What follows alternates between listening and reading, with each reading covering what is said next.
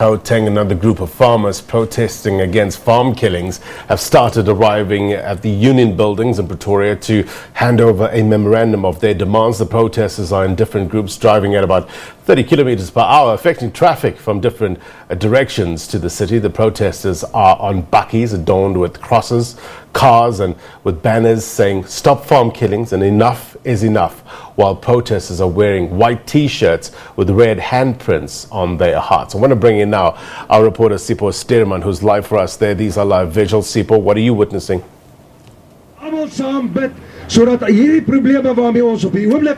a very good morning to you, Blaine, and our viewers at home. From the N14 drive slow to the union buildings, the demonstrators have arrived at the union buildings in their numbers to raise their concerns, of course, about farm murders, saying that enough is enough. And perhaps if my colleague can just come with me here and we can try to speak to some of the supporters here to get their take as to why they are here. Thank you very much, Sam. You gave a speech earlier on there. Talk to us about the importance of this demonstration and what are you calling for?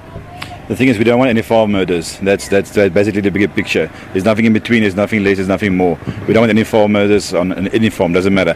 Because if it's farm murders, it makes my food less on my table, and yours as well. And everybody that's watching, all the food will go less, and the prices will go up. So we need to stop the farm murders. That's what we're here for. I mean, driving this thing to the best of our ability. What is happening on farms? Of course, I started very early with the go slow on the highways. What do you want the government to do? Are you satisfied with how government is dealing with this so far? Do you know what happened? Not at all, because I'll tell you one thing is, if they did their work, there was no farm murders. They don't do their work, they need to do the work. The Minister of Police need to start going outside there and say, arrest the farmers, make it priority crime, make it something that matters. I mean, if you don't have farmers, no food. That's the thing. You will have arguments that say South Africa overall has statistics of about 20,000 murders per annum. So this is an issue that affects every South African. No, definitely, there's nothing about it. And this is not because of black, white, pink color, because everybody will make it now a color thing, which is bull. It's not about that. If there's a black farmer and he's murdered and he produces the food, right? There's food for us. That's the point. So it's about farmers. That's all. About farmers. Thank you very much. Appreciate that. Let me talk to another gentleman here. I see you have a cross here. If my colleague can show you this cross that you've got in hand. What does this cross symbolify for you? It symbolizes all the killings that are happening in the country. It's not just about the farm killings, all killings actually. But the most important one, why we are here, is for the farmers that's getting killed. So this represents all the farmers for me that has been killed. And all the killings must stop. All the killings must stop. Now let's talk about that. I don't know if you were able to witness the scenes in Free State, in Senekal, where there was a bit of violence. What's your take on that? So far here it's been peaceful. Are you saying that that's how it's going to continue going here in Pretoria? Yes. We as the community here that's here to support this, we're peaceful. We don't want to fight. We don't want a war. I can guarantee you that.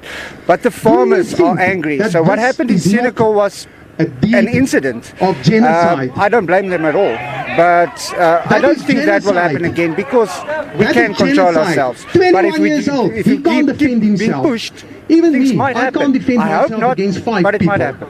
Thank you very much for your time. There's some of the views from the supporters of this campaign that are here, but perhaps let me bring you some more voices to just talk to us directly themselves.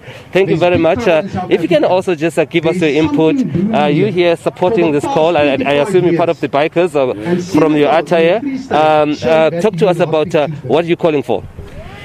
Well, farm murders in general are out of control.